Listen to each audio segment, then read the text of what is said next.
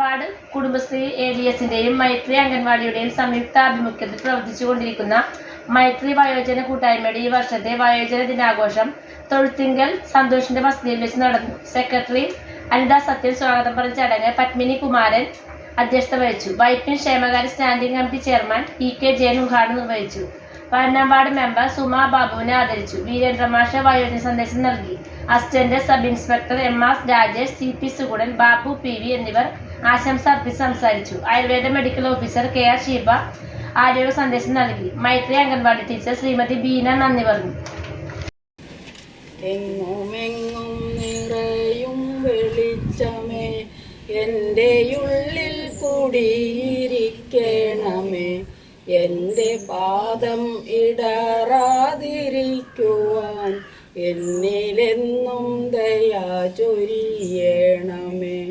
പൂവിലൂറുന്ന പുഞ്ചിരി നീയല്ലോ, പുസ്തകം തരും ജ്ഞാനവും നീയല്ലോ, പുല്ലുമാടവും പൂമണിമേടയും തുല്യമായി തരും ശക്തിയും നീയല്ലോ. പ്രിയപ്പെട്ടവർ, നമ്മളുടെ ഈ കൂട്ടായ്മയിൽ കഴിഞ്ഞ ഒരു വർഷത്തിനിടയിൽ നമ്മളിൽ നിന്ന് വിട്ടുപിരിഞ്ഞ അനുസ്മരിക്കുന്ന ഒരു ചടങ്ങാണ്. ബാബു ഈട്ടുമ്മൽ, സീത ഈട്ടുമ്മൽ, മണി രാധാകൃഷ്ണൻ, നിത്യനാഥ പനഞ്ചിക്കൽ, ദാസൻ വെളുത്തെടുത്തോറമ്പൽ, രവീന്ദ്രൻ പനക്കൽ, ശാന്ത ഓടാശ്ശേരി, മല്ലിക വലിയ വീട്ടിൽ, സുവർണൻ പട്ടത്താനത്ത്, ചിന്നൻ മേലക്കടവിൽ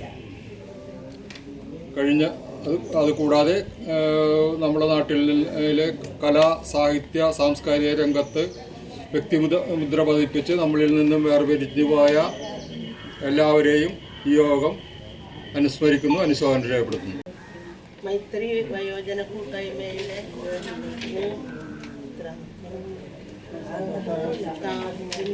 നമ്മൾ ഇട്ടുള്ള ഒരു ഇതാണ് നമ്മൾ ഇന്ന് കൂടിയേക്കണത്. ഇവിടെ ഇരിക്കുന്ന നമ്മുടെ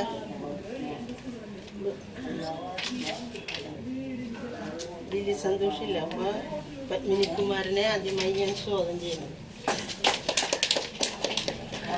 പിന്നെ നമ്മൾ നിൽക്കണ അധ്യക്ഷൻ EK ജയന്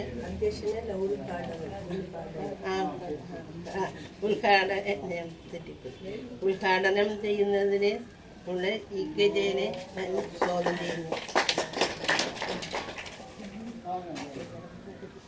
പിന്നെ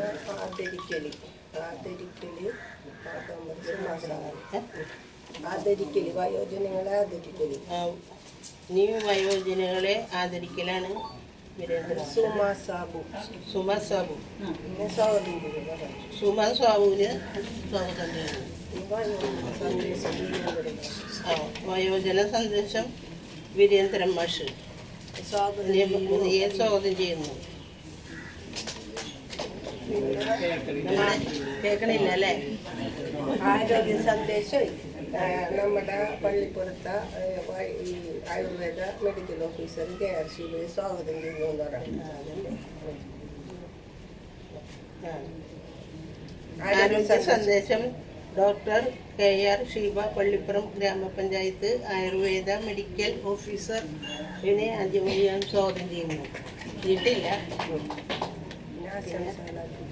ആശംസകൾ അർപ്പിക്കുന്നതിന് MR Rajesh, sub inspector cyber, police station Aluva സ്വാഗതം ചെയ്യുന്നു.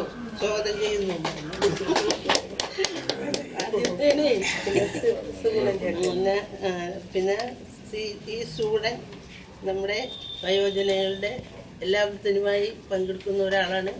ഞാൻ സ്വാഗതം ചെയ്യുന്നു.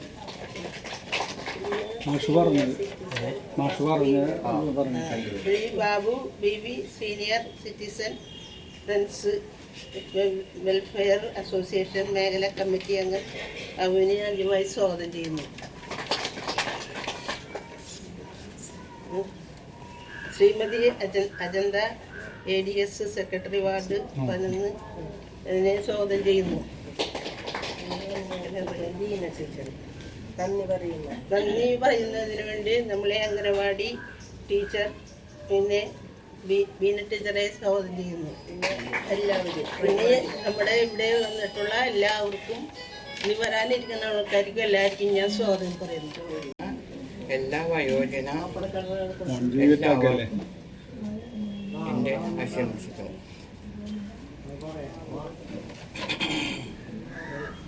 ഈ പരിപാടി ഉദ്ഘാടനം ചെയ്യുന്നതിന് ജയൻ വൈപ്പിൻ ബ്ലോക്ക് ക്ഷേമകാര്യ സ്റ്റാൻഡിംഗ് കമ്മിറ്റി ചെയർമാനെ ക്ഷണിച്ചുകൊള്ളും. മൈത്രി വയോജന കൂട്ടായ്മയുടെ വയോജന ദിനാഘോഷമാണ്. ഇത് സംഘടിപ്പിക്കുന്നത് നമ്മുടെ മൈത്രി അങ്കണവാടിയുടെയും മൈത്രി വയോജന കൂട്ടായ്മയുടെയും അതുപോലെ തന്നെ കുടുംബശ്രീ ADSൻ്റെയും സംയുക്ത ആഭിമുഖ്യത്തിലാണ്. നമ്മളെല്ലാ കൊല്ലവും വയോജന ദിനം ആഘോഷിക്കാറുള്ളതാണ്. നമ്മുടെ പൊതുജന സഹകരണത്തോടു കൂടിയാണ് നമ്മുടെ ഇവിടുത്തെ വയോജന ദിനം ആഘോഷിക്കുന്നത്. ശരിക്കും നമ്മൾ ഒക്ടോബർ 1-ാം തീയതിയാണ് അന്താരാഷ്ട്ര വയോജന ദിനമായിട്ട് നമ്മുടെ രാജ്യത്തെമ്പാടും ആചരിക്കുന്നത്. നമ്മൾ ചില അസൗകര്യങ്ങൾക്ക് മൂലം എല്ലാവരുടെയും പങ്കാളിത്തം ഉറപ്പാക്കുവാൻ വേണ്ടിയാണ് ഇന്നത്തെ രീതിയിലേക്ക് നമ്മൾ മാറ്റാൻ തീരുമാനിച്ചത്. ഇത്രയും പേരല്ല നമ്മുടെ ഇതിൽ പങ്കെടുക്കേണ്ടത്. കുറേ പേര് കൂടി ഏതാനും സമയങ്ങളിൽ തന്നെ ഇവിടെ എത്തും. ഇപ്പോൾ വൈദ്യുതി തടസ്സം നമുക്കൊരു പ്രധാന തടസ്സമായി മാറി. ഇന്ന് ഈ ടച്ചിങ്സ് വെട്ടാൻ വേണ്ടി രാവിലെ മുതൽ KSEB അതിന് സമയം കണ്ടെത്തി വൈദ്യുതി വിച്ഛേദിച്ചിരിക്കുകയാണ്. ഏതാനും സമയങ്ങൾക്കുള്ളിൽ വൈദ്യുതി കണക്ഷൻ വരും. ഇത് ആ സമയത്തൊക്കെ ചെയ്തില്ലെങ്കിൽ ഇപ്പോഴത്തെ ഈ കാലാവസ്ഥയുടെ ഇത് എപ്പോഴാണ് മാറുന്നതെന്നൊന്നും നമുക്ക് പറയാൻ പറ്റില്ല. നമ്മൾ നിശ്ചയിക്കാത്ത സമയത്ത് തന്നെ ചിലപ്പോൾ ശക്തമായ വെയിൽ വരും. ഇപ്പോൾ തന്നെ ഈ ഷീറ്റിൻ്റെ അടിയിലിരിക്കുമ്പോൾ തന്നെ നിങ്ങൾക്ക് ഭയങ്കര അസ്വസ്ഥതയാണ്. അതുപോലെ ചിലപ്പോൾ മഴ വരും, കാറ്റ് വരും. അപ്പോൾ നമ്മൾ ആ പ്രതികൂല കാലാവസ്ഥയിലാണ് നമ്മളിപ്പോൾ ജീവിച്ചുകൊണ്ടിരിക്കുന്നത്. അമിതമായ വേലിയേറ്റം കാലാവസ്ഥാ വ്യതിയാനത്തിൻ്റെ ഭാഗമായി അമിതമായ വേലിയേറ്റം ഉൾപ്പെടെയുള്ള കാലാവസ്ഥയിൽ നമ്മൾ കണ്ടു വളർന്ന കാലാവസ്ഥയിൽ നിന്നും വ്യത്യസ്തമാണ് ഇപ്പോഴത്തെ കാലാവസ്ഥ.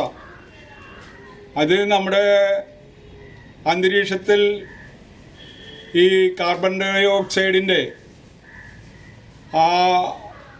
ഉൽപാദനം കൂടിയത് കൊണ്ട് വായു മലിനീകരിക്കപ്പെട്ട് അതുമുഖാന്തരം നമ്മുടെ ആമസോൺ പാളികളിൽ മഞ്ഞിൻ്റെ ഇത് വരുമ്പോഴാണ് ഇത്രയും കാലാവസ്ഥ വ്യതിയാനങ്ങൾ ഉണ്ടാകുന്നത്. നമ്മുടെ വൈപ്പിൻ ദ്വീപ് ഉൾപ്പെടെ വളരെ പ്രതിസന്ധി അതിജീവിച്ചുകൊണ്ടാണ് മുന്നോട്ട് പോകുന്നത്. നമുക്കറിയാം, ഇന്നിവിടെ ഇരിക്കുന്ന ഈ തലമുറ എന്നാൽ മുമ്പ് ജനിച്ചവരുണ്ട്. അപ്പോൾ അവർക്കറിയാം, അവർ ഈ എല്ലാ കാലഘട്ടത്തെയും അതിജീവനം നടത്തി ജീവിച്ചിരുന്നവരാണ്. ഇപ്പോൾ വെള്ളപ്പൊക്കം തന്നെ 2018 ഉണ്ടായി. അതിനു മുമ്പ് ഞങ്ങളൊക്കെ വെക്കുന്നതിന് മുമ്പ് എന്തോ 1900 അതിൻ്റെ കൃത്യമായ ഡേറ്റ് എനിക്ക് വർഷം അറിഞ്ഞൂടാ. 99 വെള്ളപ്പൊക്കം എന്ന് പറയുന്ന ആ വെള്ളപ്പൊക്കം കണ്ടവരാണ്. പല ജീവിത രീതികൾ നമ്മൾ അഭിമുഖീകരിച്ചു. നമ്മൾ എല്ലാം ഈ പ്രകൃതിയുമായി ബന്ധപ്പെട്ട് ജീവിച്ചിരുന്ന മനുഷ്യരാണ് നമ്മൾ.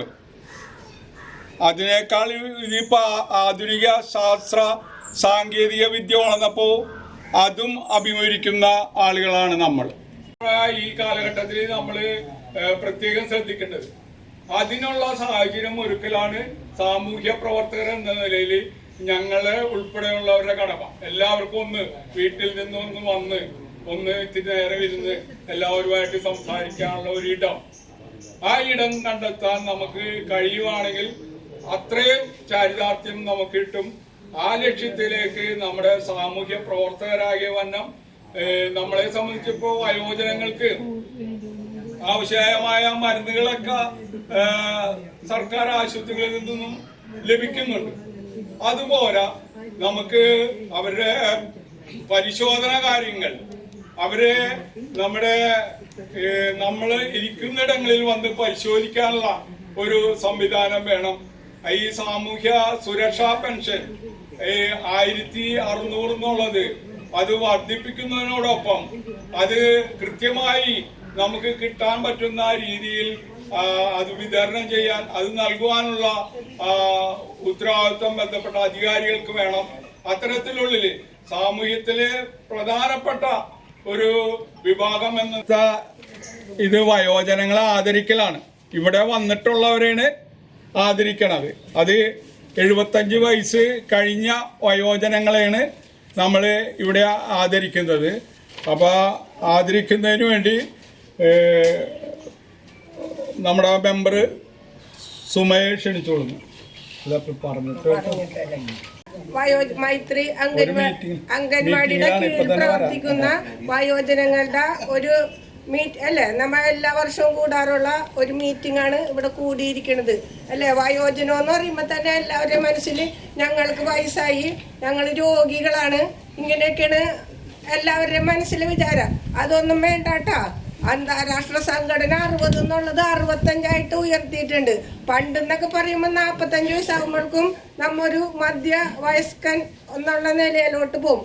ഇപ്പൊ 60 വയസ്സായ ആൾക്കാരൊക്കെ നല്ല ചുറുചുറുക്കോട് കൂടി നടക്കണേന് എന്ന് പറഞ്ഞാൽ 75 വയസ്സായ ആൾക്കാരെ കണ്ട പണ്ടത്തെ ഒരു 45 വയസ്സൊക്കെ തോന്നണുള്ളൂ. പക്ഷെ ആരോഗ്യപരമായ കാര്യത്തില് നമ്മ പുറകിലാണ് എന്ന് പറഞ്ഞാൽ നമ്മുടെ ജീവിത ശൈലിയിലുള്ള മാറ്റങ്ങൾ അല്ലേ. ഇതിനകത്തിരിക്കണ എല്ലാവരും ഇപ്പൊ പ്രഷർ, ഷുഗർ, കൊളസ്ട്രോള് ഇതിനെല്ലാത്തിനും മരുന്ന് കഴിക്കുന്ന ആൾക്കാരാണ് അല്ലേ. അല്ലെന്ന് പറയാമോ? അതെന്താണ്? നമ്മുടെ ജീവിത ശൈലിയിലുള്ള മാറ്റങ്ങളും കൊണ്ടാണ്. എന്ന് പറഞ്ഞത് നമ്മൾക്ക് വ്യായാമമില്ല, ശരിയായ രീതിയിലുള്ള ഭക്ഷണമല്ല, ക്രമം തെറ്റിയ സമയത്തൊക്കെയാണ് നമ്മൾ ഭക്ഷണമൊക്കെ കഴിക്കണത്. അതൊക്കെ നമ്മൾ മാറ്റണം. എന്ന് പറഞ്ഞാൽ വ്യായാമം എന്ന് പറഞ്ഞത് ഭയങ്കരമായിട്ട് തൂമ്പിടുത്ത് കിടക്കാനാ വിറകീറാനൊന്നുമല്ല. അതൊന്നും ഇപ്പൊ നമുക്ക് പറ്റൂല. എന്ന് പറഞ്ഞാൽ പണ്ടത്തെ ഒരു സ്റ്റേജൊക്കെ മാറിപ്പോയി. എന്ന് പറഞ്ഞാൽ ചെറിയ രീതിയിലുള്ള വ്യായാമം. ഇന്നലെ അവിടെ ദേവമാഷ് വന്ന് ക്ലാസ് എടുത്ത് അപ്പൊ ഒരു ചെറിയ രീതിയിൽ എന്ന് പറഞ്ഞാൽ ഇങ്ങനെ റിസ്ക് ഇങ്ങനെ കാണിക്കുക, ഷോൾഡർ ഇങ്ങനെ അനക്ക, തലയൊക്കെ അങ്ങനെയൊക്കെ നിങ്ങൾക്കത് ചെയ്യാൻ പറ്റും. എന്ന് പറഞ്ഞാൽ നമ്മൾ വെറുതെ ഇരിക്കരുത്, എന്തെങ്കിലും ചെറിയ ചെറിയ പണികളൊക്കെ ചെയ്യുക. അതുപോലെ പോഷകാഹാരം എന്നൊക്കെ പറയുമ്പോൾ എല്ലാവരും വിചാരിക്കും പാല്, മുട്ട, പഴം ഇതൊക്കെയാണ് പോഷകാഹാരം എന്നൊക്കെ വിചാരിക്കും. അങ്ങനെ ഒന്നുമല്ല. നമ്മൾക്ക് നമ്മളുടേതായ രീതിയിൽ പച്ചക്കറികൾ അങ്ങനത്തെ സാധനങ്ങളൊക്കെ കഴിക്കുക. നമ്മളിപ്പോൾ കഴിക്കൂലായിരിക്കും. ഇപ്പോഴത്തെ തലമുറ അതൊന്നുമല്ല. അതിനകത്തൊക്കെ വ്യത്യസ്തമായിട്ട് ഉള്ള രീതിയിലോട്ടാണ് പോണത്. പിന്നെന്ന് പറഞ്ഞാൽ നമ്മുടെ കാലഘട്ടം ഒരാൾ ജനിച്ചു കഴിഞ്ഞിട്ടുണ്ടെങ്കിൽ 5 ഘട്ടങ്ങളായിട്ടാണ് നമ്മുടെ ജീവിതം അങ്ങോട്ട് തുടർന്നു പോണത്. എന്ന് പറഞ്ഞാൽ ശൈശവം, ബാല്യം, കൗമാരം, യൗവനം, വാർദ്ധക്യം, ഇങ്ങനെ 5 ഘട്ടങ്ങളിൽ കൂടിയാണ് നമ്മുടെ ജീവിതക്രമം അങ്ങാടി ഇതാവണത്. അതിൽ ഏറ്റവും ശാപം കിട്ടിയെന്ന് തന്നെ പറയാൻ വേണമെങ്കിൽ വാർദ്ധക്യമാണ്. വാർദ്ധക്യവുമ്പോൾ ആരും നോക്കാനൊന്നും ഉണ്ടാവില്ല. ഇപ്പൊ കുറച്ച് മാറ്റങ്ങളൊക്കെ വന്നിട്ടുണ്ട്. നമ്മളിങ്ങനെ ആഘോഷിക്കണ്. കുറെ സാമൂഹ്യ പ്രവർത്തകർ അതിനുവേണ്ടി ഇറങ്ങിയിട്ടുണ്ട്. അപ്പൊ അതിനകത്തൊക്കെ അതുപോലെ പണ്ട് ഞാനൊരു ആശാപ്രവർത്തകൻ കൂടിയാണെന്ന് അറിയാലോ. അപ്പൊ പണ്ട് പാലിയേറ്റീവ് സംവിധാനം വന്ന സമയത്ത് ഒരാളുടെ വീട്ടിൽ കിടപ്പ് രോഗിയായ വീട്ടിൽ ചെന്ന് കഴിഞ്ഞിട്ടുണ്ടെങ്കിൽ നമുക്ക് അങ്ങോട്ട് കയറാൻ പറ്റൂല. എന്ന് പറഞ്ഞാൽ അവര് മൂത്രത്തിലും നമുക്ക് മണവും കൊണ്ടൊക്കെ ആ മുറിയിൽ കടക്കാൻ പറ്റാത്തൊരു സ്റ്റേജായിരുന്നു ഈ പാലിയേറ്റീവ് സംവിധാനം തുടങ്ങിയ സമയത്ത്. അപ്പോൾ ഗവൺമെൻറ് എന്ന് പറഞ്ഞത് ഈ വയോജനങ്ങളോട് പ്രത്യേക ഒരു മമത കൂറ് പുലർത്തുന്നുണ്ട് എന്ന് പറഞ്ഞാൽ. ഇപ്പം എന്ന് പറഞ്ഞാൽ നമ്മൾക്ക് ഏത് വീട്ടിൽ ചെന്നാലും ഭയങ്കര നീറ്റ് മക്കൾ നോക്കണുണ്ട്. അങ്ങനത്തെ ഒരു ഇതിൽ കൂടിയാണ് കടന്നു പോണത്. 75 വയസ്സ് കഴിഞ്ഞവരെയാണ് ആദരിക്കുന്നത്. അതിൽ പ്രധാനമായിട്ടും ദമ്പതികളായ ഇവിടെ പങ്കെടുത്തുകൊണ്ടിരിക്കുന്ന 75 വയസ്സ് കഴിഞ്ഞ ദമ്പതികളെയാണ് ആദ്യം ആദരിക്കുന്നത്. അത് നമ്മുടെ ഹരിദാസനും ബേബിച്ചേച്ചുമാണ്. അവർ രണ്ടുപേരും ഇവിടെ ഈ വേദിയിലേക്ക് കടന്നു വരണം.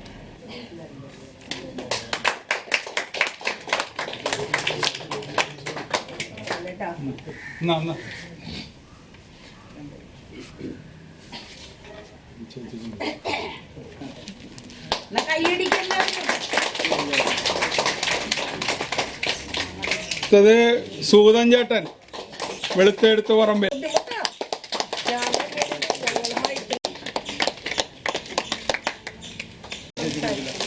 ഉർമളിച്ചേച്ചി കൊടുത്തില്ലേ? വയോജന ദിനത്തിൽ വന്നത് അച്ഛനാണ് ഇവിടെ കൂടുതൽ അച്ഛൻ ഇവിടെ വന്നതാണ്. ഞാനിവിടെ താമസിക്കില്ല. ഞാൻ ഇവിടെ താമസിക്കണമെങ്കിലും എൻ്റെ വീട് കാര്യങ്ങളൊക്കെ നടക്കലാണ്. അത് കാരണം ഞാൻ എല്ലാ വയോജനത്തിനും അങ്ങനെ വരാറില്ല.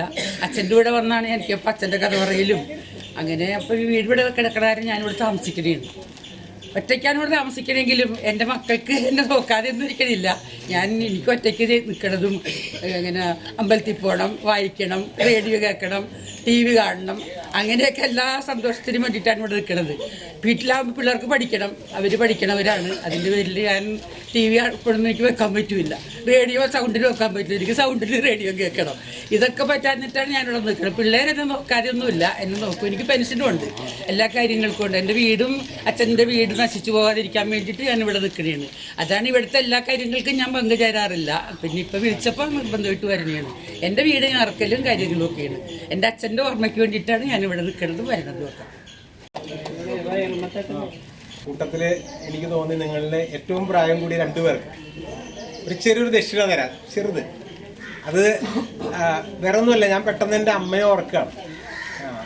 അമ്മ വയസ്സായ സമയത്ത് ഇപ്പം ജയൻ സാറൊക്കെ പറഞ്ഞ പോലെ മക്കൾ നോക്കുന്നില്ല എന്ന് പറയുന്നത് ശരിയല്ല എന്ന് പറയാൻ വേണ്ടിയിട്ടാണ്. ഒരുപാട് വീടുകളിൽ നല്ല മക്കളുണ്ട്. എല്ലാവരുടെ കാര്യമില്ല, അതാണ്. അപ്പൊ അതുകൊണ്ട് ബഹുഭൂരിപക്ഷം ആൾക്കാരും ഭാഗ്യം ചെയ്ത അമ്മമാര് തന്നെയാണ് നിങ്ങൾ. കാരണം എൻ്റെ അമ്മ പ്രായമായി കിടക്കുന്ന സമയത്ത് അമ്മ ഇവിടെ കട്ടിലിൽ കിടക്കും, ഞാൻ താഴെ പായ വിരിച്ച് കിടക്കും. അപ്പൊ അമ്മ എന്നോട് പറയും, എടാ അവിടെ പോയി കിടക്ക്, നീ വൈഫിൻ്റെ ഒപ്പം പോയി കിടക്കും. ഞാൻ പറഞ്ഞില്ല എന്ന് പറഞ്ഞിട്ട് ഞാൻ താഴെ കിടക്കും. അപ്പൊ ഇടയ്ക്ക് അമ്മ ഇങ്ങനെ തല എടുത്ത് നോക്കും, ഞാനിവിടെ കിടപ്പുണ്ടോന്ന് നോക്കും. ഇടയ്ക്ക് എൻ്റെ ഭാര്യയും വന്ന് എൻ്റെ ഒപ്പം കിടക്കും അവിടെ തന്നെ. അപ്പം അമ്മ ഇങ്ങനെ നോക്കുമ്പോൾ അവനും കിടപ്പുണ്ട്, ഭാര്യയും കിടപ്പുണ്ട്. അപ്പം നമുക്ക് സന്തോഷം. അതിലൊരു മനപ്രയാസമാണ്. എന്നിരുന്നാലും അമ്മ പെട്ടെന്ന് ചുമച്ചാലോ അല്ലെങ്കിൽ അമ്മയ്ക്ക് എന്തെങ്കിലും ഇത്തിരി വെള്ളം വേണമെങ്കിൽ എൻ്റെ പ്രത്യേകിച്ച് ഒരു പേപ്പർ കയറി കഴിഞ്ഞാൽ അപ്പം ഞാൻ എഴുന്നേൽക്കും. അപ്പം അമ്മ ഒന്ന് ചുമച്ച് കഴിഞ്ഞാൽ അപ്പം തന്നെ ഞാൻ വേഗം തന്നെ വെള്ളം എടുത്ത് കൊടുക്കാൻ പറ്റും. കിടക്കുന്നതിന് മുമ്പ് അമ്മയുടെ കാലൊക്കെ തിരുമ്മി കൈയൊക്കെ മസാജ് ചെയ്ത് അങ്ങനെയാണ് ഞാൻ ചെയ്യണത്. അപ്പം എന്ന് വെച്ചാൽ അത്രയും ബ്ലെസ്സിങ് ഉള്ള ആളാണ് ഞാൻ. ഇപ്പം നിങ്ങളുടെ മുമ്പിൽ നിൽക്കുന്നുണ്ടെങ്കിൽ തന്നെ അമ്മയുടെ അനുഗ്രഹമാണ്. നിങ്ങൾക്ക് എല്ലാവർക്കും അറിയാം, സുധാകർ ടീച്ചറിനെ അറിയാത്തവരാരുമില്ല. ടീച്ചർ അമ്മയുടെ അനുഗ്രഹം എനിക്ക് ഒരുപാടുണ്ട്. കാരണം അതിലൊരു എക്സാമ്പിൾ പറയാം. ഒരിക്കലും ഞാൻ MSc കഴിഞ്ഞ 88-ലാണ്. MSc കഴിഞ്ഞ് നിൽക്കുന്ന ആ സമയത്ത് അമ്മ എന്നോട് വിളിച്ചിട്ട് പറയടാ, നീ ഏതായാലും നിനക്ക് പഠിപ്പുണ്ട്, നിനക്ക് നല്ല ജോലിയും കിട്ടും, നല്ല വീടും വാഹനമൊക്കെ ഉണ്ടാവും. അന്ന് എനിക്ക് ജോലി കിട്ടിയിട്ടില്ല കേട്ടോ. അമ്മ പറയാണ്, അപ്പോൾ നിനക്കെല്ലാം ഉണ്ടാവും. അപ്പോൾ അതുകൊണ്ട് വീട് മൂത്ത ആൾക്ക് കൊടുക്കുന്നതിനെ കുറിച്ച് നിന്റെ അഭിപ്രായം ചോദിക്കണം അമ്മ എന്നോട്. എനിക്കതിൻ്റെ ഒരു സെക്കൻഡ് പോലും ആലോചിക്കേണ്ടി വന്നില്ല. എൻ്റെ മറുപടി ഇതായിരുന്നു. അവിടെയാണ് ഞാൻ ദൈവത്തിൻ്റെ അനുഗ്രഹം എന്ന് പറയുന്നത്. ഞാൻ പറഞ്ഞു, അത് അമ്മയുടെ ഇഷ്ടം, അത് അമ്മയുടെ ഇഷ്ടം എന്ന് പറഞ്ഞു.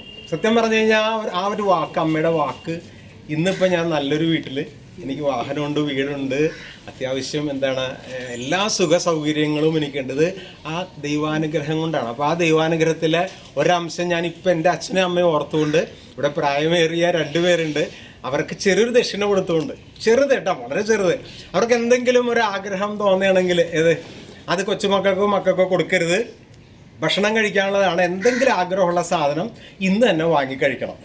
മനസ്സിലായില്ല? അതിന് വേണ്ടിയിട്ടാണ്. അപ്പോൾ അതുകൊണ്ട് അതിൻ്റെ റിക്വസ്റ്റ് ആണ്. കൂട്ടത്തിൽ ഇവിടെ നിൽക്കുന്ന എല്ലാവരും എന്താണ് ചെയ്യേണ്ട ഒരു കാര്യം എന്ന് വെച്ച് കഴിഞ്ഞാൽ, നമ്മൾ പ്രായമായി കഴിയുമ്പോൾ നമുക്കുള്ള ഏറ്റവും വലിയ അഡ്വാൻറ്റേജ് എന്ന് വെച്ചാൽ നമുക്ക് അനുഗ്രഹിക്കാനുള്ള കഴിവ് കൂടും. നിങ്ങൾ വെറുതെ മനസ്സിൽ സങ്കല്പിച്ചാൽ മതി, അത് നടക്കും. അപ്പോൾ അതുകൊണ്ട് നിങ്ങൾ ഒന്ന് സങ്കല്പിക്കണം, എന്താണ്, എനിക്ക് ഇതേപോലെ ഒരുപാട് പേരുടെ മുമ്പിൽ നിൽക്കാൻ കഴിവുണ്ടാവട്ടെ, എനിക്ക് ആരോഗ്യവും, എനിക്കിപ്പോൾ 60 വയസ്സായിട്ടോ, ആരോഗ്യവും ആയുസ്സൊക്കെ ഉണ്ടാവട്ടെ എന്ന് എന്ത് ചെയ്യണം, നിങ്ങൾ പ്രാർത്ഥിക്കണം. അപ്പം ഞാൻ ഇവിടെ 2 പേരുടെ പേരാണ് വിളിക്കുന്നത്. 2 പേരുടെ പേര് ഞാൻ വിളിക്കാം. ഒന്ന് KN രാജപ്പൻ കൂത്താട്ടുശ്ശേരി, പിന്നെ ബേബി കണ്ടത്തിൽ പറമ്പിലോ അല്ലേ? 2 പേര്. രാജൻ 88 വയസ്സായി, ബേബിജിക്ക് 85 വയസ്സായി. അപ്പോൾ 2 പേര് എന്നെ അനുഗ്രഹിക്കണം. ഈ 2 പേരും മുന്നിലേക്ക് വരിക. ചെറിയൊരു ദക്ഷിണ കേട്ടോ, ഇത് കൊച്ചുമക്കൾക്കും കൊടുക്കരുത്, എന്ത് ചെയ്യരുത്, മക്കൾക്കും കൊടുക്കരുത്. ഇന്ന് തന്നെ എന്തെങ്കിലും ആഗ്രഹമുള്ള തിന്നാൻ മറ്റൊതൊന്നുമല്ല, ഒരുപാട് ആഗ്രഹങ്ങൾ നമുക്ക് ഉണ്ടാവും ജീവിതത്തിൽ. അതൊന്നും നമുക്ക് ചിലപ്പോൾ നടത്തി തരാൻ ചിലപ്പോൾ ഈ ജന്മം ചിലപ്പോൾ പറ്റിയെന്ന് വരില്ല. പക്ഷേ ദയവ് ചെയ്ത് ഇത് എന്താണ് സ്വീകരിച്ച് എന്നെ തലയിൽ കൈവച്ച് അനുഗ്രഹിക്കണം എന്ന് പറയണം. ആ സമയത്ത് നിങ്ങളും എന്ത് ചെയ്യണം, നിങ്ങളും ഒരു മനസ്സിലൊരു സങ്കല്പം വയ്ക്കുക. എന്താണ്, നമ്മുടെ വീട്ടിലുള്ള നാട്ടിലുള്ള എല്ലാ കൊച്ചുമക്കളും എന്താണ് അനുഗ്രഹിക്കപ്പെടട്ടെ, അവർക്കൊക്കെ ഐശ്വര്യവും സന്തോഷവും സമാധാനവും നല്ല ജീവിതമൊക്കെ ഉണ്ടാവട്ടെ എന്ന് ആശംസിക്കുക. അതിനിലൂടെ എല്ലാവർക്കും കിട്ടട്ടെ എന്ന് ആശംസിക്കുക.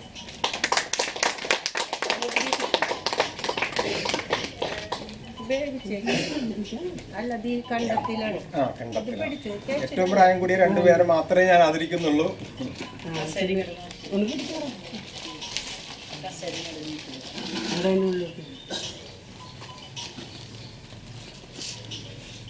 അവിടെ ഇരുന്നോ.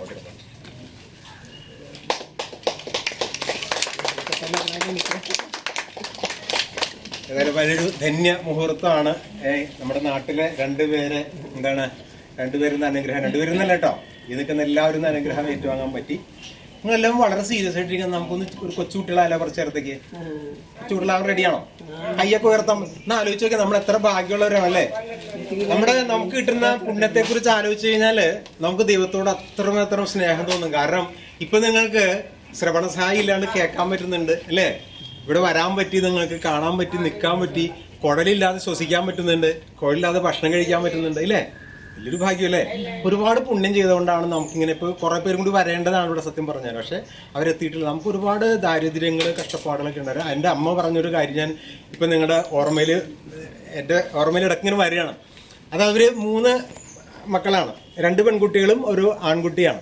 അപ്പോൾ ഇവർ അടുത്ത വീട്ടിൽ മാത്രമേ കഞ്ഞി വെക്കുന്നുള്ളൂ, ഇവരുടെ വീട്ടിൽ കഞ്ഞി വെക്കണില്ല. അപ്പോൾ അമ്മാവും പോയിട്ട് അവിടെ നിന്ന് തുണിക്ക് എന്താണ് മുക്കാനാണെന്ന് പറഞ്ഞു. അമ്മയ്ക്ക് ആകെ ഒരു ഡ്രസ്സുള്ള, എത്ര കഞ്ഞി മുക്കും, ഒരു ഡ്രസ്സുള്ള ആകെ. അപ്പോൾ അടുത്ത വീട്ടിൽ പോയിട്ട് 16 എന്ന് പറയുന്നത് ഇടനക്കാടാണ്, 16 പോയിട്ട് അവിടെ നിന്ന് കഞ്ഞിവെള്ളം വാങ്ങും. കഞ്ഞിവെള്ളം വാങ്ങി കൊടുത്തിട്ട് ഇവർ 3 പേരോട് ഉപ്പിട്ട് കുടിക്കും.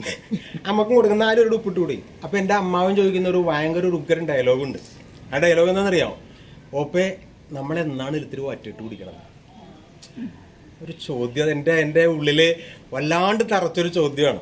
അല്ല, ആ ഒരു സ്റ്റേറ്റ്മെൻറ്റ്, ഓപ്പേ നമ്മളെന്നാണ് ഇത്തിരി വറ്റിട്ട് കുടിക്കുക. അപ്പം അമ്മ പൊരിച്ചുകൊണ്ടുണ്ടാകും, അത് അമ്മ നടന്ന് വെക്കും, മനസ്സിലായില്ലേ? അപ്പോൾ ആ സ്റ്റേജിൽ നിന്ന് എൻ്റെ ഒപ്പം അമ്മ വന്നിട്ട് ഞാൻ ലാസ്റ്റ് ഓർക്കണം. അന്ന് മൊബൈൽ ഫോൺ, മറ്റേ നമ്മുടെ മൊബൈൽ ഫോണല്ല, ചെറിയ മൊബൈൽ. അമ്മ മരിക്കണ സമയത്ത് 2007 അമ്മ മരിക്കുന്നത്. ഫോണിലിരുന്ന് എൻ്റെ ചേട്ടനെ വിളിക്കുന്ന ഒരു സീൻ എനിക്ക് ഞാൻ വളരെ അഭിമാനത്തോടെ. കാരണം എന്താണ്, ഒരു വറ്റിട്ട് കുടിക്കാനില്ലാത്ത ഒരാൾ അല്ലേ? അത് എന്താണെന്ന് വെച്ചാൽ ദൈവത്തിൻ്റെ അനുഗ്രഹമാണ്. അപ്പോൾ നമ്മളെല്ലാവരും നേരത്തെ സാറ് പറഞ്ഞ പോലെ എന്താണ്, നമ്മളെല്ലാം കണ്ടവരാണ് അല്ലേ? ദാരിദ്ര്യം ഞാനിപ്പോഴും ഓർക്കുകയാണ്. പഴയ വീടൊക്കെ ഓർക്കുമ്പോൾ എനിക്ക് എന്താണ് സന്തോഷവും ഒരുപാട് മിശ്ര വികാരങ്ങളൊക്കെയാണ് വരുന്നത്. കാരണം വെച്ചാൽ ഓല അത് ചോരും, വാടക വീടാണ്, അത് ചോരും. പിന്നെ ചാണം മഴിയെ ഇതാണ് 14 വയസ്സ് വരെ അവിടെയായിരുന്നു. പിന്നീടാണ് വീട് വെച്ച് മാറുന്നത്. അപ്പോൾ ഏതായാലും നമ്മളിങ്ങനെ കൂട്ടായ്മ എന്ന് പറയുന്നത് ശരിക്കും പറഞ്ഞാൽ ഇങ്ങനെയുള്ള സന്തോഷങ്ങൾ, വിഷമങ്ങൾ, ഇതൊക്കെ ഷെയർ ചെയ്യാനൊക്കെ ഉള്ളതാണ്. അപ്പോൾ ഇന്നിപ്പം ഞാൻ നിങ്ങൾ 2 പേരെ ഇവിടെ ക്ഷണിക്കുകയാണ്. വേറെ ഒന്നുമല്ല, നിങ്ങൾ മിണ്ടാതിരിക്കരുത്. 2 പേര് ഞാൻ ഒരു കാര്യം പറയാം, ഒന്ന് സങ്കല്പിക്കുക. നമുക്ക് 2 ബ്രെയിനുണ്ട്, റൈറ്റ് ബ്രെയിനും ഉണ്ട്, ലെഫ്റ്റ് ബ്രെയിനും ഉണ്ട്. റൈറ്റ് ബ്രെയിൻ ഉപയോഗിച്ചിട്ട് നമുക്ക് എന്ത് വേണമെങ്കിൽ സങ്കല്പിക്കുക. അപ്പോൾ ഞാൻ വെറുതെ സങ്കല്പം പറയണം, നിങ്ങൾക്ക് നിങ്ങളുടെ റൈറ്റ് ബ്രെയിൻ വർക്ക് ചെയ്യേണ്ടതെന്ന് അറിയാൻ വേണ്ടിയിട്ടാണ് കേട്ടോ.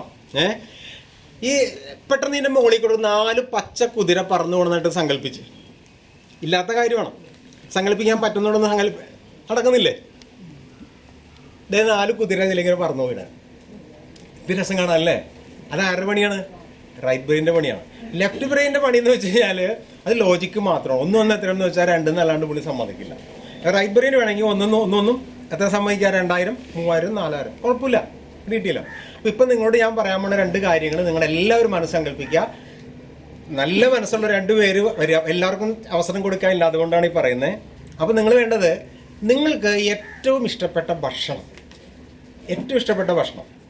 അതായത് അത് കഴിഞ്ഞ് നമ്മളിങ്ങനെ തിന്നങ്ങാട് എന്താണ് നമുക്ക് അവസരം പറയില്ല, അവസാനം ഒരു കട്ടൻ ചായ അല്ലേ, ചിലർ പറയും ചൂട് ചായ, അല്ലെങ്കിൽ ഒരു അച്ചാർ, അത് അവസാനം എടുത്ത് നക്കുമ്പോഴാണ്, അല്ലെങ്കിൽ അവസാനം പായസം, എന്തോ ആയിക്കോട്ടെ, അങ്ങനെ ഒരു വിഭവ സമൃദ്ധമായ ഒരു ഇത് നിങ്ങൾ മനസ്സിൽ വെറുതെ കാണുക. നിങ്ങൾക്ക് ഏറ്റവും രുചികരമായിട്ട് തൃപ്തിയായിട്ട് കഴിക്കാൻ പറ്റുന്ന ഒരു ഭക്ഷണത്തിൻ്റെ കോമ്പിനേഷൻ, ഇതെന്തോ ആവട്ടെ, അതിൻ്റെ കൂട്ടത്തിൽ എന്താ ആ മേശപ്പുറത്ത് നിറച്ച് എന്ത് വേണം വയ്ക്കാം, നിങ്ങൾ അത് മനസ്സിൽ സങ്കല്പിച്ച്, അത് റൈറ്റ് ബ്രെയിൻ ഉപയോഗിച്ചാണ് ചെയ്യുന്നത് കേട്ടോ, നമ്മുടെ റൈറ്റ് ബ്രെയിൻ ഉപയോഗിച്ച് ചെയ്യുന്നത്. അപ്പോൾ നമുക്കുള്ളിൽ വളരെ സന്തോഷം വരും. ഒരു ഭക്ഷണം ഇങ്ങനെ നമ്മൾ കഴിക്കാൻ റെഡി ആയിട്ടിരിക്കണം, കയ്യൊക്കെ കഴുകിയിരിക്കണം, അപ്പോൾ എല്ലാം നമുക്ക് ഇഷ്ടമുള്ള വിഭവങ്ങളൊക്കെ ഇരുന്നു അത് സങ്കല്പിക്കാൻ വരുന്നത്. അത് നിങ്ങൾക്ക് ഇവിടെ പറയാൻ വേണമെങ്കിൽ കേട്ടോ, എനിക്കിഷ്ടം എന്ന് പറഞ്ഞിട്ട് പറയാൻ വേണമെങ്കിൽ.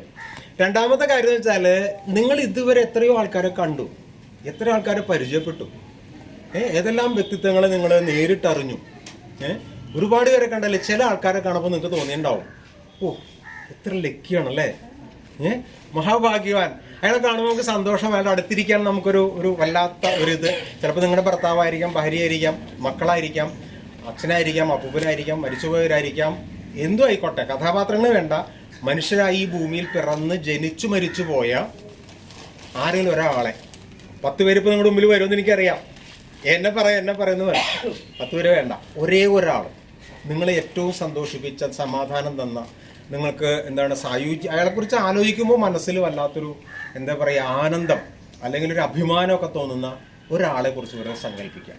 അങ്ങനെ സങ്കല്പിച്ചതിന് ശേഷം നിങ്ങൾ ആരെങ്കിലും 2 പേര് ഇവിടെ വന്ന് നിൽക്കുക, അല്ലെങ്കിൽ അവിടെ നിന്നാലും മതി, കുഴപ്പമില്ല. എന്നിട്ട് പറയേണ്ട രീതി ഞാൻ കാണിച്ചു തരാം. എൻ്റെ ഏറ്റവും ഇഷ്ടപ്പെട്ട ഭക്ഷണം എന്ന് പറഞ്ഞാൽ നല്ല ആവി പറക്കണ എന്താണ് പൊക്കാളി അരിയുടെ, അതിന് സ്പെസിഫിക്കേഷൻ ഉണ്ട്, പൊക്കാളി അരിയുടെ പുട്ടും അതിൽ നല്ല ചെറുപഴം ഉണ്ടല്ലോ, നല്ല നാടൻ ചെറുപഴം മധുരമുള്ളത്, അതങ്ങോട്ട് കുഴച്ചിട്ട് അങ്ങോട്ട് അടിക്കുമ്പോൾ ഒരു സുഖം ഉണ്ടല്ലോ, അത് കഴിഞ്ഞൊരു ചൂട് ചായ. എനിക്കിഷ്ടം പോലെ പുട്ടിൻ്റെ കോമ്പിനേഷൻ ഞാൻ ഒറ്റെണ്ണം മാത്രമേ പറഞ്ഞുള്ളൂ. അടുത്ത കോമ്പിനേഷൻ എന്താണ്? അതിൽ തന്നെ എന്താണ് കടലക്കറി അല്ലേ, ശരിക്കും അങ്ങോട്ട് കുഴച്ചിട്ട് അതിൽ പപ്പടം കൂടി പൊടിച്ചിട്ടിട്ട് കഴിക്കാൻ, നല്ല ചൂട് ചായ അത് കഴിയുമ്പോൾ കുടിക്കാം. അപ്പോൾ അതൊരു കോമ്പിനേഷനാണ്. ഒരിക്കലും ഞാൻ ആലപ്പുഴയിലൊരു കുട്ടികളുടെ ക്ലാസ്സിൽ ചിലപ്പോൾ ആ കുട്ടി പറഞ്ഞു, സാറേ രാവിലെ പഴങ്കഞ്ഞിയും കൊഴുവക്കറിയും, അവൻ്റെ നാവില് നൊട്ടയാണ് അവൻ. അപ്പോൾ അതേപോലെ നിങ്ങൾക്ക് അതൊരു സന്തോഷത്തോടു കൂടി നിങ്ങൾക്കത് പറയാം. ഇവിടെ തമാശക്കാണ് കേട്ടോ, നമ്മളിപ്പോൾ സീരിയസ് ഒന്നുമല്ലല്ലോ, നമ്മൾ വളരെ തമാശയായിട്ടിരിക്കുകയാണ്. അപ്പോൾ അതുകൊണ്ട് 2 പേര് സംസാരിക്കണം. പിന്നെ ഇഷ്ടപ്പെട്ട വ്യക്തി ആരാണെന്ന് വെച്ചാൽ, എനിക്ക് എൻ്റെ ഇഷ്ടപ്പെട്ട വ്യക്തി ഇപ്പം എനിക്ക് പറയാവുന്നത് എൻ്റെ അമ്മയെക്കുറിച്ച് തന്നെയാണ്. അമ്മയ്ക്ക് ഉള്ള പ്രത്യേകത എന്ന് വെച്ച് കഴിഞ്ഞാൽ 10 മണി എന്ന് പറഞ്ഞാൽ അമ്മയ്ക്ക് 9 മണി കഴിഞ്ഞിട്ട് 55 മിനിറ്റാണ്. എൻ്റെ അമ്മയ്ക്ക് 10 മണി എന്ന് പറഞ്ഞാൽ 9 മണി കഴിഞ്ഞിട്ട് 50. എപ്പോൾ അമ്മ നാളെ 10 മണിക്ക് പോകണമെന്ന് പറഞ്ഞാൽ 9:55 ആകുമ്പോൾ അമ്മ റെഡിയായിട്ടതേ രാത്രി നിന്നിട്ട് ഇങ്ങനെ വീശണ്ട, സാരി കൊടുത്തിട്ട്. അല്ലാണ്ട് ചില ആൾക്കാർ പറഞ്ഞാൽ മോനെ ഇതിപ്പോൾ ഒരാട്ടെ 10:10 അതേ സാരി കൊടുക്കട്ടെ, ഇല്ല അതേ മുടിയൊന്നും ചെയ്യട്ടെ, ഇല്ല 9:55 എൻ്റെ അമ്മ. അതിൽ ആരോടും കടം മേടിച്ചിട്ടുണ്ടെങ്കിൽ നാളെ തരാമെന്ന് പറഞ്ഞാൽ ഇന്ന് കൊടുക്കും. അപ്പോഴും എനിക്ക് ഓർമ്മകളുണ്ട്, പത്മാശ ടീച്ചർ നിങ്ങൾക്ക് അറിയായിരിക്കും, കണ്ടം മാഷിൻ്റെ ഭാര്യ പത്മാശ ടീച്ചർ.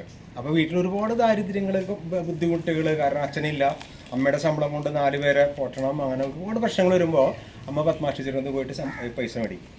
ടീച്ചറെ ഒരു 100 രൂപ വേണം, 100 എന്നൊക്കെ പറഞ്ഞു 50 രൂപ 20 രൂപ ഒക്കെ പറഞ്ഞാൽ ഭയങ്കര പൈസ അല്ലേ. അപ്പോൾ ആ 100 രൂപ മേടിക്കും. ആ 100 രൂപ മേടിച്ചിട്ട് ടീച്ചറെ തിങ്കളാഴ്ച തരാട്ടാന്ന് പറയും.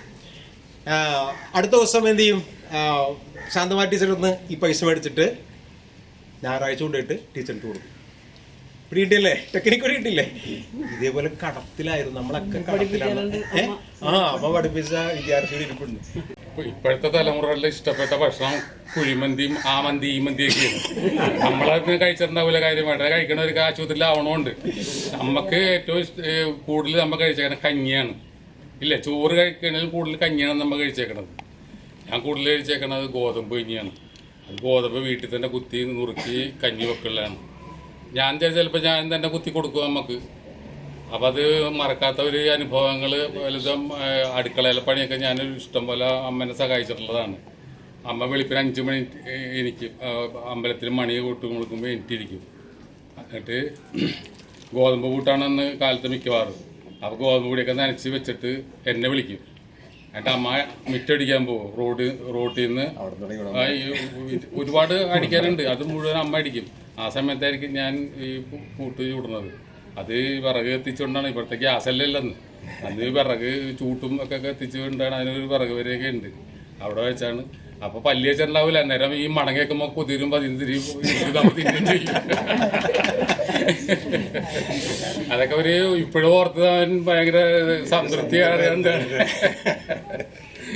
ഇപ്പോഴത്തെ പിള്ളേർക്ക് ഗോതമ്പൂട്ടൊക്കെ ഇഷ്ടമാണ്. അവർക്ക് താല്പര്യമില്ല, അവർക്ക് ഈ സൈസ് സാധനങ്ങളാണ് ഇഷ്ടം. അത് അതിന്റെ കൂട്ടത്തിൽ കറി എന്തായിരുന്നു? ഗോതമ്പൂട്ടിന്റെ ഒപ്പം അത് കറി കാര്യമായിട്ടുണ്ടാവില്ല, കറി ഉണ്ടാവില്ല. അത് കൂടുതൽ തേങ്ങ ചിരവിയിട്ട് അപ്പൊ അതിന് കറിയുടെ ആവശ്യം തന്നെയില്ല. അതന്നെ നല്ല ടേസ്റ്റ്. അതെ, തേങ്ങ കൂടുതലിടും. പിന്നെ പീര കൂട്ടി കുഴച്ച്, അതിപ്പോ ഈ ഗോതമ്പ് കഞ്ഞിയിലും അങ്ങനെയാണ് കൂടുതൽ പീര ഇട്ടാണ്. കറി വേണ്ട ആവശ്യം തന്നെയില്ല.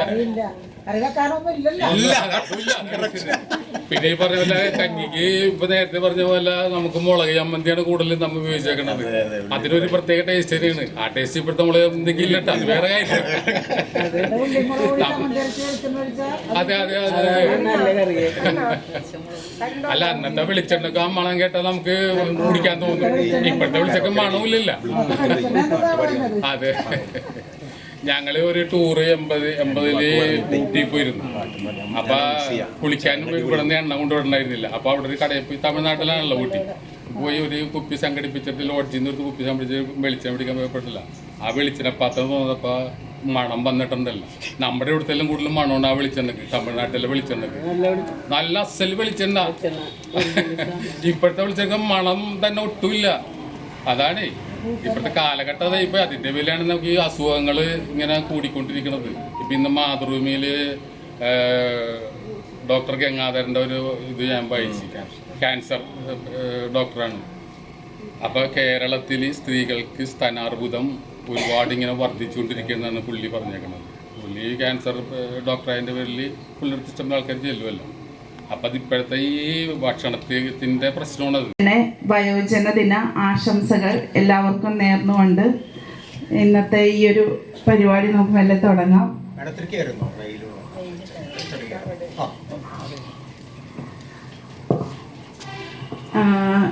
ഇന്നിപ്പോ ആരോഗ്യത്തെ കുറിച്ച് ഒരു ചെറിയ സന്ദേശം നൽകാൻ വേണ്ടിയിട്ടാണ് ഈ ഒരു പരിപാടിക്ക് എന്നെ ക്ഷണിച്ചിരിക്കുന്നത്. നിങ്ങളെല്ലാവരും തന്നെ കുറേ ക്ലാസ്സുകൾ ആരോഗ്യ സംബന്ധമായിട്ട് കേട്ടുകൊണ്ട് ഇങ്ങനെ ഇരിക്കുന്നുണ്ടാവും. കാരണം കുറേ കൂട്ടായ്മകൾ ഇപ്പോൾ ഇങ്ങനെയുള്ള ക്ലാസ്സുകൾ സംഘടിപ്പിക്കുന്നുണ്ട്. അപ്പോൾ ഇതിൻ്റെയൊക്കെ പ്രധാനപ്പെട്ട ലക്ഷ്യം എന്താണെന്ന് വെച്ച് കഴിഞ്ഞാൽ ആരോഗ്യകരമായ വാർദ്ധക്യം, അല്ലേ? വാർദ്ധക്യത്തിൽ നമ്മുടെ ആരോഗ്യം സുഖമാക്കാൻ വേണ്ടിയിട്ടുള്ള പ്രവർത്തനങ്ങളാണ് എല്ലാ കൂട്ടായ്മകളും നമ്മുടെ മുന്നിൽ കാഴ്ചവെക്കുന്നത്. ഇപ്പം നമുക്ക് ആരോഗ്യകരമായിട്ടുള്ള ഒരു വാർദ്ധക്യത്തിന് ആദ്യം വേണ്ടത് എന്താണ്? ആരോഗ്യകരമായ ഒരു മനസ്സ്, അല്ലേ? നമുക്ക് മനസ്സിന് ആരോഗ്യം ഉണ്ടെങ്കിലാണ് നമ്മുടെ ശരീരത്തിന്റെ ആരോഗ്യം നിലനിൽക്കുകയുള്ളൂ. ഇപ്പൊ നമ്മുടെ ആരോഗ്യകരമായ മനസ്സിന് വേണ്ടിയിട്ടാണ് നമ്മൾ വയോജന കൂട്ടായ്മകൾ നടത്തുന്നതും ഇപ്പൊ ഈ നേരത്തെ ഇവിടെ അവതരിപ്പിച്ച പരിപാടിയും ചേട്ടൻ അവതരിപ്പിച്ച പോലെ നമുക്ക് ഏറ്റവും ഇഷ്ടപ്പെട്ട ഭക്ഷണം നമുക്ക് ഇത്രയും ആൾക്കാരുടെ മുന്നിൽ പറയാൻ പറ്റാന്ന് പറഞ്ഞാൽ അതൊരു സന്തോഷമുള്ള കാര്യമാണ്. അതേപോലെ തന്നെ നമുക്ക് ഏറ്റവും ഇഷ്ടപ്പെട്ട ഒരു വ്യക്തിയെ കുറിച്ചും നമുക്ക് എല്ലാവരുടെയും മുന്നിൽ പറയാൻ ഒരവസരം കിട്ടാന്ന് പറയുന്നത് നമ്മുടെ മനസ്സിന്റെ ആരോഗ്യം വർദ്ധിപ്പിക്കും. മനസ്സാണ് നമ്മുടെ ഏറ്റവും പ്രധാനപ്പെട്ട വസ്തു. നമ്മുടെ മനസ്സ് തളർന്നു പോയാൽ നമുക്ക് രോഗം വന്നു കഴിയുമ്പോൾ രോഗത്തിനെ നമുക്ക് പിടിച്ചു നിർത്താൻ കഴിയില്ല. അപ്പം ഏറ്റവും പ്രധാനം ആരോഗ്യകരമായ മനസ്സാണ്. നമ്മുടെ മനസ്സിന് ആരോഗ്യം എത്തിക്കാൻ വേണ്ടിയിട്ടാണ് നമ്മൾ എല്ലാ വയോജന കൂട്ടായ്മകളും നടത്തുന്നതും വയോജന ദിനം ആചരിക്കുന്നതും. വയോജന ദിനത്തിന് നമുക്ക് ഏറ്റവും പ്രായമായവർക്കുള്ള ആദരവ് നൽകുന്നതും എല്ലാം ഇതിൻ്റെ ഒരു ഭാഗമായിട്ടാണ്. രണ്ടാമതാണ് നമുക്ക് ആരോഗ്യകരമായ ശരീരം വേണ്ടത്.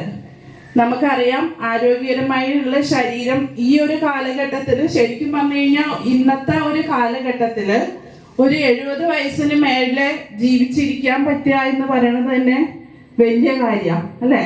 ഇപ്പൊ ചരകാചാര്യനും മറ്റുള്ള ആയുർവേദ ശാസ്ത്രത്തിലൊക്കെ ആചാര്യന്മാർ ഒരു മനുഷ്യന്റെ ശരാശരി ആയുസ് 80 വയസ്സ് അല്ലെങ്കിൽ 120 വയസ്സ് അല്ലെങ്കിൽ 120 വയസ്സ് ഇങ്ങനെയൊക്കെ പല ആചാര്യന്മാരും പലതും പറഞ്ഞിട്ടുണ്ടെങ്കിലും ഈ ഒരു കാലഘട്ടത്തില് 70 വയസ്സിന് കൂടുതലായിട്ട് നമുക്ക് ജീവിച്ചിരിക്കാൻ പറ്റുക എന്ന് പറഞ്ഞു കഴിഞ്ഞാൽ തന്നെ നമ്മൾ ഭാഗ്യം ചെയ്തിട്ടുള്ള ആൾക്കാരാണ് അല്ലേ? ഇപ്പൊ നമുക്കറിയാം നമ്മുടെ ഈ ചെറായി തന്നെ ഈ വൈപ്പിൻ റോട്ടിൽ തന്നെ ഓരോരോ ദിവസവും അപകടം നിറഞ്ഞിട്ട് എത്രയോ ചെറുപ്പം പിള്ളേർക്കാണ് അപകടം വരികയും മരണപ്പെടുകയൊക്കെ ചെയ്യുന്നത്. അപകട മരണങ്ങൾ ഇന്ന് കൂടുതലാണ്. അതേപോലെ തന്നെ ഇപ്പൊ നേരത്തെ പറഞ്ഞ പോലെ ക്യാൻസർ രോഗം മൂലം മരിക്കുന്നവരുടെ എണ്ണം കൂടുതലാണ്. ലിവർ സിറോസിസ് വന്ന് മരിക്കുന്നവരുടെ എണ്ണം കൂടുതലാണ്. അതേപോലെ ഇപ്പൊ ഈ കൊറോണ വന്നതിന് ശേഷമാണെങ്കിൽ നമ്മൾ എന്താ കേൾക്കണേ, ആള് കുഴഞ്ഞു വീണ് മരിക്കണു അല്ലെ? കുഴഞ്ഞു വീഴാന്ന് പറഞ്ഞു കഴിഞ്ഞാൽ അപ്പോഴേക്കും ഹാർട്ടിന് കാർഡിയാക് അറസ്റ്റ് വരികയാണ്. അതല്ലെങ്കിൽ ബ്ലഡ് ക്ലോട്ട് ചെയ്യുക, ബ്രെയിനിലൊക്കെ ബ്ലഡ് ക്ലോട്ട് ചെയ്തിട്ട് ഇപ്പൊ ഇങ്ങനെയുള്ള അപകട മരണങ്ങളൊക്കെ ഇന്നിപ്പോ ഈ ഒരു കാലഘട്ടത്തിൽ ഭയങ്കര കൂടുതലാണ്. അപ്പൊ നിങ്ങളൊക്കെ ജീവിച്ചിരുന്ന ഒരു കാലഘട്ടത്തിൽ നിന്ന് മാറി അപകടങ്ങളെല്ലാം ഏറ്റവും കൂടുതലിരിക്കുന്ന ഒരു കാലഘട്ടത്തിലാണ് നമ്മൾ ജീവിക്കുന്നത്. അപ്പൊ 70 വയസ്സിന് ശേഷം നമുക്ക് ആരോഗ്യത്തോടു കൂടി ജീവിച്ചിരിക്കാൻ പറ്റുന്നു എന്ന് പറയുന്നത് തന്നെ ഏറ്റവും വലിയ ഭാഗ്യമാണ്. നമ്മൾ ചെറുപ്പത്തിൽ ആ ഒരു ജീവിതശൈലി പിന്തുടർന്നുകൊണ്ടും എപ്പോഴും അധ്വാനമുണ്ട്. ഇപ്പൊ ഞാനൊക്കെയാണ് നിങ്ങൾ രാവിലെ വരുന്നു, രാവിലെ അടുക്കളയിൽ പണി വരിക, നിന്നിട്ടുള്ള പണികൾ മാത്രമാണ്. അത് കഴിയുന്നു ഹോസ്പിറ്റലിൽ വന്ന് അവിടെ ഇരുന്നിട്ടുള്ള ജോലികളാണ്. അതല്ലാണ്ട് നമുക്കൊരു ശാരീരികമായിട്ടുള്ള ആക്ടിവിറ്റി ആരും ഇപ്പൊ പണ്ടത്തെ പോലെ പറമ്പിൽ പണിയാനോ അല്ലെങ്കിൽ നമ്മുടെ ശരീരം കൊണ്ട് അധ്വാനമുള്ള പണികൾ എല്ലാവർക്കും കുറവാണ്.